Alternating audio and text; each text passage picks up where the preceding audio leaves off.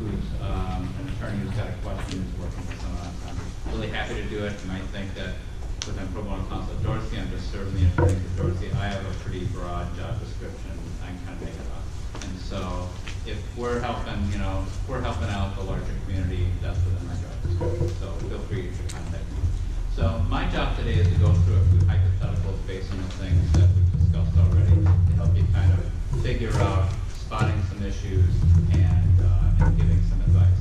Now my practice has mostly been in Hennepin County, so we practice a little bit differently there, not a lot differently, but a little bit. And so I often use an answer form, and I've got a copy of it here, and some of you guys might have gotten it.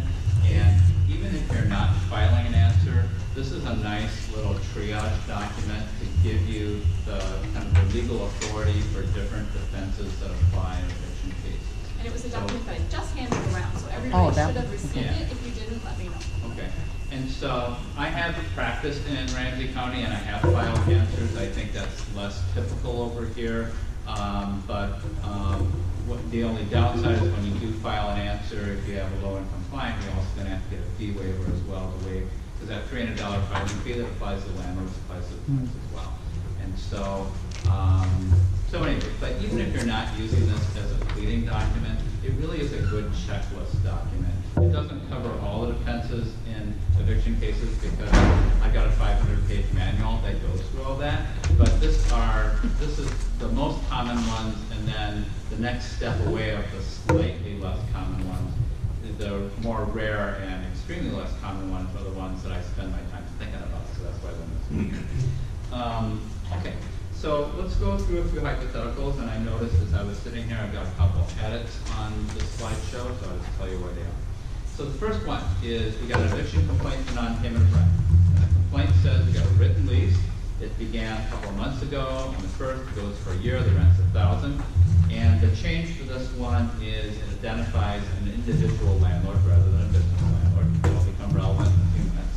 The landlord disclosed a contact address in the lease. And the grounds for the eviction is the tenant owes $500 for this month, $80 in late fee, $299 filing fee, and $100 service fee, and the landlord wants possession of the property back, and there are no attachments. Okay. So the first thing I'm going to do, now right away, I've already spotted something, but I'm pretty nerdy about all this. The first thing I've already spotted is that the rent's $1,000, the landlord's only asking for $500. So there's got to be a part payment in there somewhere. And so that's in the back of my head right away. I'm going to try to figure out if we got a part payment of rent defense. Because if the landlord accepted a part payment and didn't have something in writing to reserve the right to evict for the balance, they can't evict for the balance. Okay? So that's the first thing I'm noticing just looking at this. Second thing I'm noticing is that the late fee is too high. Right? So it's got to be 8% of what has not been paid. Okay? This is 16% of what has not been paid. Right? Now you don't have to be really fancy on the math. But $80 on 1,000 would be 8%. We got $80 on 500. You don't have to calculate the exact amount. You just have to know if it's over 8%. Okay. So those are the two things that I'm just noticing right away just looking at the document. Okay. So now I want to talk to the client, find out, and the first thing I want to know is how did you get the court papers? And the client may not want to talk to me about that first because the client's thinking it's not relevant. But I got kind of a chronological brain, and so I need to start with service. Okay. So what the client tells me is that there was personal service from the client 8 days before the court hearing by a professional process server. Okay. Service is looking okay to me. Okay. I still might look at the affidavit of service, but right now I'm not seeing a service. So then I asked the client, what about the things in the complaint? And the client tells me that all those things are true. Okay. My client's probably thinking, I don't have a chance because all the things in the complaint are true. So now I want to ask him questions. So, what's the story in the rent? Do you have the rent or not? And why did you pay $500, not $1,000? Okay, and let's say the client's got the rent, got money late from work or a government benefit program but hasn't now. Okay. I always ask about habitability in a non-payment rent case because habitability, most low-income folks are not living in really stiff places. Now, sometimes they are if they're in a subsidized housing program with a nonprofit. The nonprofit's doing a good job. Okay, but for the most part, they're renting places that are cheaper, and the landlords are thinking, well, you know, if you're paying less for it, maybe you get less for it. Now, there are a lot of good landlords out there. I've been a landlord now and then. I think I was a good landlord. But I don't really see good landlords that much in my work because everything's working out for them. So I see the things where things have gotten more dysfunctional. Okay? So I want to find out, what are the conditions like? And sometimes you have to probe a little bit with someone who's low income because they're kind of used to crappy places, because that's where they've been renting for the last 10, 15, or 20 years. And so what might seem good enough to them might not actually be good enough. Okay? There aren't any screens on the windows, and the deadbolt in the front door isn't working. Well, I'm just kind of used to that. I just kind of make sure that, I put up a chair against it, like in the Big Lebowski. If you're going to put up a chair against it, like in the Big Lebowski, make sure you put it the right way so it actually works. But anyway, so I asked about those things. I also asked, if you had a housing inspector out to look at this. And a lot of times they haven't, but maybe they have. And if they've got a housing inspection report that says a number of things here, if there are condition problems with the property, the tenant can defend this case in which they agree they owe $500. But they may not owe $500 because the court has the ability to say, you've been overpaying for this place. You should get some of your rent back. So that's why I asked about those things. I also try to figure out if the landlord in Minneapolis would be a rental license in St. Paul's certificate of occupancy. And you can go to a St. Paul website that I have on here to look and see what the status is on that. There are quite a few cases saying that if the landlord isn't licensed the right way, that they don't have the right to collect the rent. And I think we go into a lot of detail about it, basically kind of an illegal contract theory, that if you're not licensed the right way, you don't have the right to be on the market, and so what you're asking to get for being on the market is actually illegal. Okay? So those are, yes? Is there anywhere we can look just for guidelines in terms of what would be a good argument for habitability? Because what I only vaguely remember is that it's actually quite a difficult argument to make, but it sounded like no, I would say it's actually not a difficult argument to make. Kind of the somewhat whimsical way I would say of habitability is if the habitability concerns creep out the judicial officer, you do really well. And if they don't, you don't. Okay. And you can get a lot more analytical about it, but when you have a housing code, anything in violation of a housing code is a habitability problem. Okay. But the court basically grants its relief based on kind of how nasty it is. How does it affect this person's use and enjoyment of the property? So, I've been asked, over the years, is there a table that you can look at that says you get this amount of rent abatement for the toilet not working, stuff like that. And so, so it is something, the concept of habitability and reasonable repair isn't really a mushy concept, but in terms of what the level of relief is kind of a mushy concept. Because you could say, well, the water's dripping a little bit in the kitchen, may not be a big deal unless it's really increasing your water bill, versus the ceiling's caving in, obviously a big deal. Okay. So I would then also explain the eviction and the writ process, and because it's really important for tenants to know what's the worst case scenario and what's the best case scenario, and we've already talked about that, but I'm going to come back to that in just a moment. And we want to find out, does the tenant want to move? Now, let's say the tenant wants to move, but a lot of tenants are kind of comfortable with moving, but time frame is the issue, right? I can move in 20 days, but I can't move right now. Okay, well then that's problematic. If we don't win this case, well, if you litigate this case and lose it, you might get that 20 days out of it. Right? If you're discussing settlement with the landlord, that might be, you might have to give something to get that 20 days. If you ask the court for time to move and don't assert a defense, you're not going to get that 20 days. You're going to get 7 days. Okay? And so, wanting to know what the tenant's interests are in terms of moving or not in time frame is really important.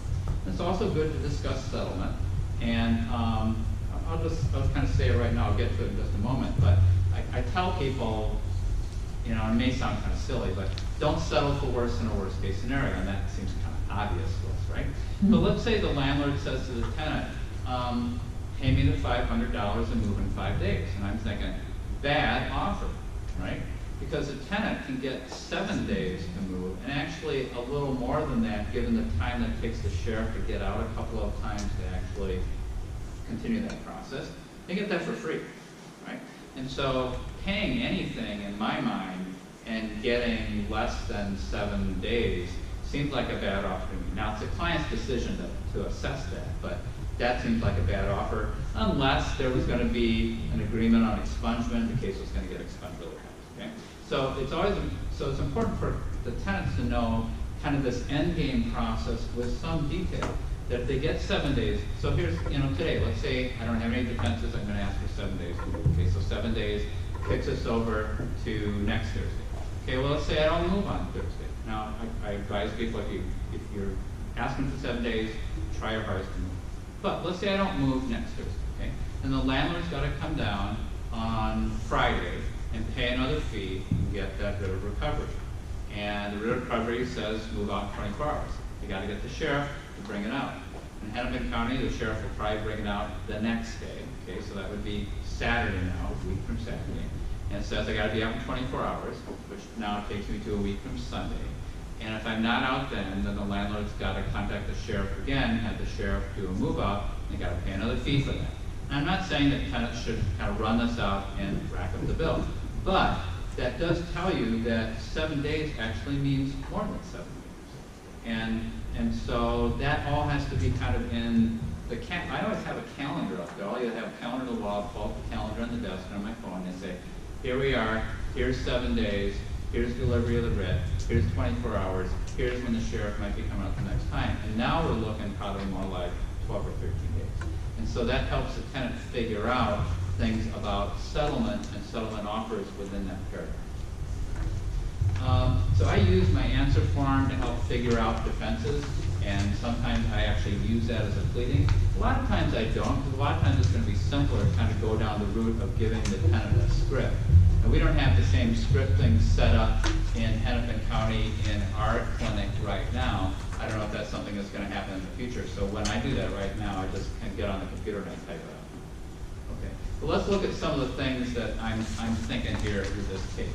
I think the tenant can admit the things about the lease, admit that the landlord is the owner, if the landlord is the owner, or if the person, the plaintiff is the owner, and that the tenant is saying that she knew how to get a hold of it. I would deny the paragraph 4, which was the one saying rent is due, if I think there's some defenses, and I think there are some defenses here. So it didn't look like there were any service defenses, didn't look like there were any preconditional defenses. The tenants told me their habitability issues, and so that's something the tenant can raise. The tenant said, I've got the $500, I could pay that into court. That doesn't always happen. That's maybe less common, but it does happen now and then. If there wasn't a license or a certificate of occupancy, that would be an issue that could be raised. And if I had some documents that could be presented to the referee, like housing inspection reports or a print off from the computer saying no certificate of occupancy, those would be things you'd want the referee to hear. We've got a late fee that's higher than 8%. We've got a part payment of rent. So I want to ask the tenant a little bit about, well, when did you pay and what was the amount? Did you get any kind of receipt for? And then try to figure out if there's anything in the lease or any kind of receipt that preserves the landlord's right to evict for the balance. I mean, right now, as I'm looking at this, I'm thinking this is a good case. Yeah.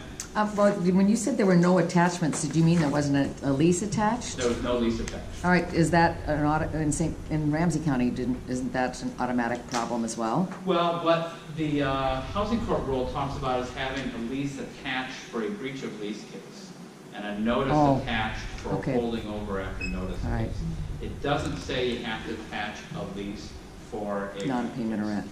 I actually think, I mean, if I were on the plaintiff's side, I would, because that helps me prove up some of the allegations in the complaint, like what the rent is and things like that. Or if there's any service or provisions or anything like that, or like you said, a partial payment, Yep. a waiver of partial payment. Yeah, okay. So I wouldn't put, I don't see any holding over issues, because it's not a holding over case, it's not a breach case. Then some of the other things I'm thinking about, if I were litigating this, is that the tenant could be asking for dismissal based on the part payment or rent issue, could be asking for dismissal of the late fee claim because it's excessive. The habitability thing is really going to be a fact issue, and so that would not lead to a dismissal. Okay? It's possible that the lack of the certificate of occupancy would lead to a dismissal because then there wouldn't be any rent money. If the case went ahead for habitability, the tenant would be asking that the landlord fix up the property and get a rent abatement. The tenant, whenever the tenant's going in and advocating for defenses, I think they also should be saying, if I lose, give me time to move. Okay? Don't award the landlord any costs, because the tenants, if some of these defenses fly, the landlord shouldn't be getting their filing fee back from the tenant.